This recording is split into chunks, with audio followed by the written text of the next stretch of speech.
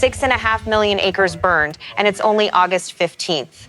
Right now, 93 uncontained wildfires are burning simultaneously across the American West. That's nearly 4 million acres actively on fire as we speak, an area larger than Connecticut. And here's the wild part. A single overnight fire near Rogue River, Oregon, exploded from 10 acres to 550. That's what a truck tire blowout and the wrong wind can do in wildfire season 2026. We are at 155% of the 10-year average for acres burned, the worst start to a fire season in modern U.S. history. And the weather set up for the next 72 hours, my goodness, it is not going to make this easier. Confirmed dry lightning overnight, and a highly uncertain week ahead forecast. The situation is evolving fast. We've got a lot to break down today: fires, air quality, and a dangerous weather setup coming this weekend. So let's get right into it, starting with the fire that exploded overnight near the I-5 corridor in southern Oregon. All right, let's start where the action is most urgent: southwestern Oregon, near Rogue River. The Fielder Mountain Fire is the newest and most immediately dangerous story this morning.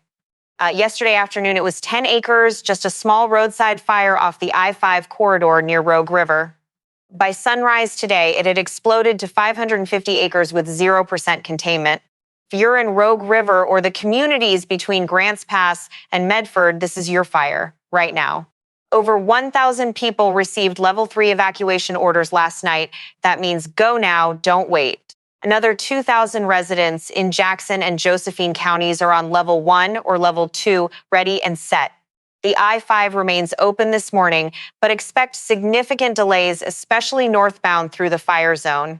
Several local roads are completely shut down. Check Genesis for the most current evacuation boundaries. Current conditions near Rogue River: temperatures around 91 Fahrenheit, relative humidity 18 to 22%. Southwest winds at 20 to 30 miles per hour. That is a dangerous combination with such dry fuel. And here's the interesting thing. The official early report says a large truck's tire caught fire and spread to nearby vegetation. One truck tire, that's how fast this can start under these conditions. One tire. North Medford School in Grants Pass is open as an emergency shelter for people and pets. Keep that in mind. Now let's move north along the Cascades to the Grasshopper Fire on the Mount Hood National Forest. This one is 10 miles east of Government Camp and has burned 85,114 acres with only 30% containment. Crews have increased containment overnight, but this fire is far from over. At least 6 homes have already been confirmed destroyed, and the community of Mount Hood Meadows is directly threatened. Nearly 1,877 personnel are working this fire. That includes hotshot crews, helicopter teams, and dozer operators.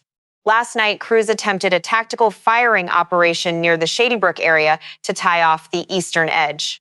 That's a deliberate, controlled burn designed to remove fuel before the main fire reaches it. Very methodical work. Conditions near Government Camp today: temperatures around 78 Fahrenheit, humidity 25 to 30%, slightly better. But here's where it gets interesting. Isolated thunderstorms are possible this afternoon near the Cascade Crest. Any wind shift associated with those storms could completely change fire behavior in a matter of minutes. Fixed-wing aircraft, including super scoopers, helicopters, and ground crews, are all working the eastern edge today. Now let's jump southeast to Klamath County. The Wright Spring Fire, 2 miles west of Sprague River. This one hurts to talk about. 53,061 acres burned and only 6% contained. Jason Ensign, a 47-year-old dozer operator from Klamath Falls, was killed on August 7th when fire cut off his escape route. Today, Saturday, August 15th, a memorial procession will honor Jason Ensign and the sacrifice he made. Rain moved through the fire area overnight, but don't get too comfortable because that fuel will dry out fast today. By mid-afternoon, fire activity could increase again as temperatures climb and winds pick up. Air quality around Klamath Falls and Chillican starts the day with moderate smoke impacts from overnight settling. Down valley winds are keeping overnight smoke trapped near the surface. Improvement expected by afternoon. But Bonanza and Tule Lake, you guys are looking at moderate to potentially unhealthy for sensitive groups by evening. If you're in those communities and you have asthma, heart disease, or respiratory issues, stay indoors today. Also in Klamath County, the Fremont-Winema National Forest emergency closure remains in effect as of this morning. And please do not use chainsaws near the fire area. A resident doing defensible space work literally started a new fire yesterday. Luckily, Wright Spring crews were nearby and knocked it down fast, but that's how quickly this can escalate. Okay, let's head east to the Big Grass Fire near Jordan Valley. This is the record setter. 581,325 acres burned across eastern Oregon and crossing into western Idaho, the largest wildfire in modern Oregon history. More than half of that acreage is now burning in Idaho, where growth has been most significant over the past week. About 160 people remain under evacuation orders, and more than 300 structures are currently threatened. The fire is 54% contained, good progress, but 1,012 personnel are grinding out every mile of that line. A red flag warning was in effect through 8 p.m. last night for this area. Gusty winds and thunderstorms remain concerns. Moving north to Pendleton, Oregon, the Hagen Fires has burned 54,484 acres with 11% containment. Actually, some encouraging news here. Cooler temperatures and higher humidity helped crews make real progress yesterday. Retardant aircraft slowed the spread, and elite hand crews plan to cut additional fire lines today. But that humidity also increases thunderstorm potential. So fire weather meteorologists are watching for any new lightning starts. The Roe Creek complex near Fossil, Oregon, 373,783 acres, is looking much better at 89% containment. Fire activity there is quiet today, and the focus has shifted to mop up and securing the perimeter. Good news. Some evacuees in Jefferson and Wheeler counties are being allowed to return home. The Red Cross shelter in Prineville closes Saturday at noon. One heartwarming detail, the historic Howard School built in 1915 was saved from the Roe Creek fire. A heavy equipment operator cut a dozer line around the building just before the fire pushed through. Remarkable work. Now let's shift up to Washington State. The action up there is also intense, particularly near Leavenworth. The Little Giant Fire on the Okanogan-Wenatchee National Forest, 128,085 acres, only 7% contained. This one is 30 miles northwest of Leavenworth and exhibiting active fire behavior with wind-driven runs. 2,266 personnel assigned, the most of any single fire nationwide right now. Near Snoqualmie Pass, the Three Queens Fire has burned 3,534 acres, threatening numerous residences, evacuations in effect. Current conditions across eastern Washington, temperatures 88 to 93 Fahrenheit, humidity 15 to 22%, southwest winds 20 miles per hour. That's active fire weather, and it's essentially the same setup that's been fueling growth all week. Now let's talk Nevada, because the Bug and Stallion fires north of Reno are a completely different kind of story. The Bug Fire started August 8th, 88,422 acres, 31% contained, located 4 miles northwest of Cold Springs. The Stallion Fire started just 2 days later on August 10th, 40,689 acres, 44% contained. Both fires confirmed human-caused, burning through tall grass, brush, and pinyon juniper north of the Reno metro area. Here's the good news. Wetting rains overnight on the 13th gave crews a significant window to make progress. Containment on the Bug Fire more than doubled overnight. Highway 395 has been reopened. Evacuation orders have been lifted for portions of Red Rock Road and Hungry Valley. Residents can return home. Current Reno temperatures, 95 Fahrenheit with relative humidity 20 to 28%, variable winds with gusts to 35 to 40 miles per hour. Those erratic thunderstorm outflow winds are the wild card. They can push fire in entirely new directions with zero warning. The official evacuation center remains the Evelyn Mount Community Center at 1301 Valley Road in Reno. Small animals, Washoe County Regional Animal Services at 2825 Longley Lane. Large animals, Reno Sparks Livestock Event Center.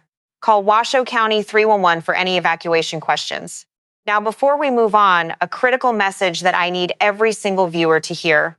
As of August 11th, 50 drone incursions have been reported near wildfires across the country this year. 24 of those happened in Washington state alone, and every single one is illegal and dangerous. When an unknown drone is spotted near a wildfire, all aerial operations, tankers, helicopters, everything must stop. Wildfire response, grounding the air fleet for even 3 minutes can mean the difference between a saved home and a lost one. If you fly, they can't, period. Do not fly drones anywhere near wildfire activity. All right, let's look at what's happening with the overall air quality picture across the West. Oregon's Department of Environmental Quality has issued an air quality advisory for 12 counties effective through at least August 17th. That advisory covers eastern Clackamas, Crook, Hood River, Jefferson, southern Wasco, and Wheeler counties.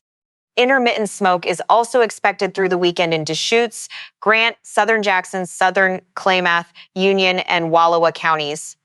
Wildfire smoke contains fine particulate matter less than 2.5 microns in diameter. That's smaller than a human hair. Those particles go deep into your lungs and can enter your bloodstream, not something to take lightly. If you're in any of these smoke-impacted areas, close windows and doors, avoid strenuous outdoor activity. Small children, pregnant women, and anyone with asthma or heart disease should stay inside or leave the area. Download the Oregon Air app to track real-time air quality in your specific location. Okay, so that's the current picture. Action-packed, dangerous, and affecting communities from Nevada to the Canadian border. But here's where it gets interesting. The next 48 hours are going to add some very complicated ingredients to this recipe. Let's talk about the next 1 to 2 days. And this section is critical because it sets up something much bigger. A trough of low pressure, that's a kink in the jet stream that drags storm energy down from the northwest, is sliding toward the coast. It's bringing moisture and instability, which sounds like good news, but there's a serious catch. That moisture is going to fuel thunderstorms, and the fire danger problem is these storms may produce more lightning than rain. Dry lightning, that's when a thunderstorm fires off lightning bolts, but the rain evaporates before it ever reaches the ground.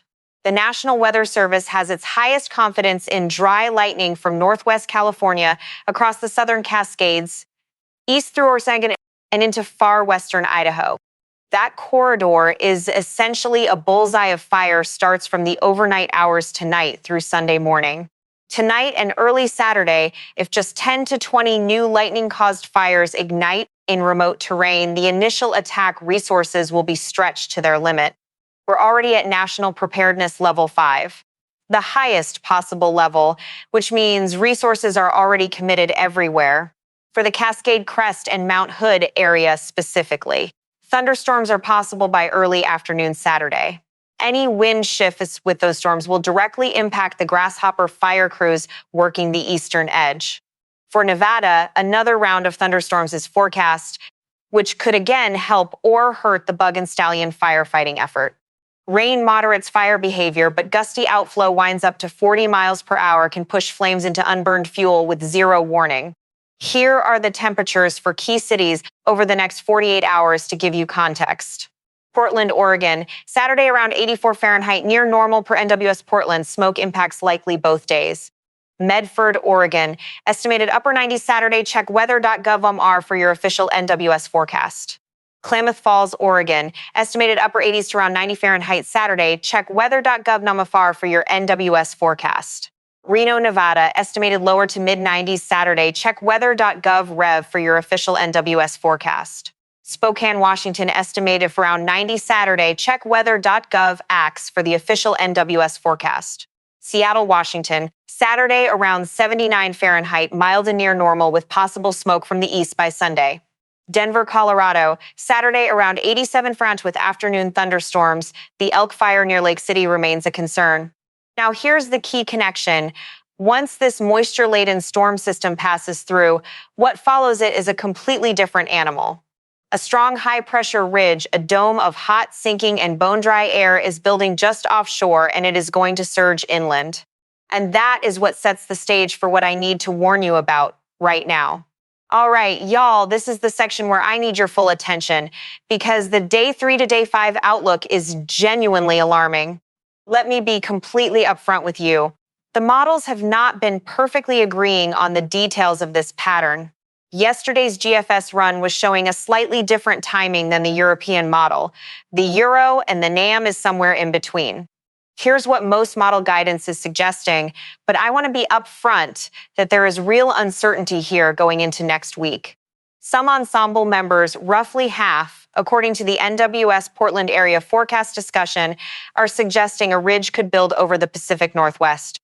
A blocking ridge, think of it as a wall of high pressure that refuses to move, is the scenario that roughly half of the ensembles are favoring. The other half of the models favor a trough bringing cooler temperatures instead. This is a genuinely split forecast right now. If the warmer scenario verifies, temperatures could climb back above normal across Oregon, but this is not yet the official NWS forecast. And relative humidity, the moisture content of the air, would drop accordingly, stressing fuels that are already bone dry. When RH drops below 15% with temperatures above 90 and winds above 20 miles per hour, we call that critically low humidity. That combination turns vegetation into a tinderbox. Fuels reach their absolute driest and most explosive condition. Now here's the technical piece worth watching: the potential for east wind events through the Cascades and the Columbia River Gorge. East winds in Oregon, sometimes called offshore flow or cascade gap winds, occur when high pressure to the east pushes air down and through mountain passes. As that air descends, it compresses and heats up. Temperature can rise 10 to 15 degrees in just a few miles.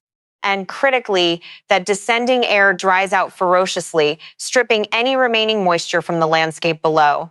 Some GFS model runs are hinting at offshore east flow developing by early next week, but again, the models are not in agreement on this. If east winds do develop, fires along the Cascade slopes would face rapidly changing wind direction, a serious operational challenge for crews. Now, let me give you 3 scenarios: best case, middle case, and worst case for Monday through Wednesday.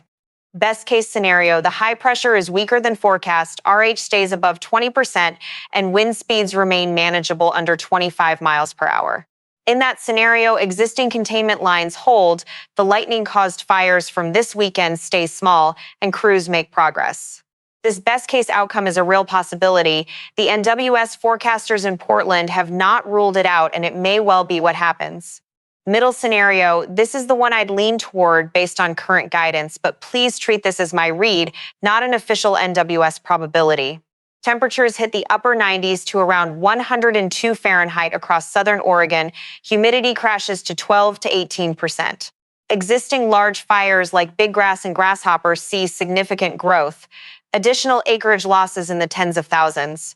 New fires started by lightning this weekend develop into large fires because initial attack is already overwhelmed.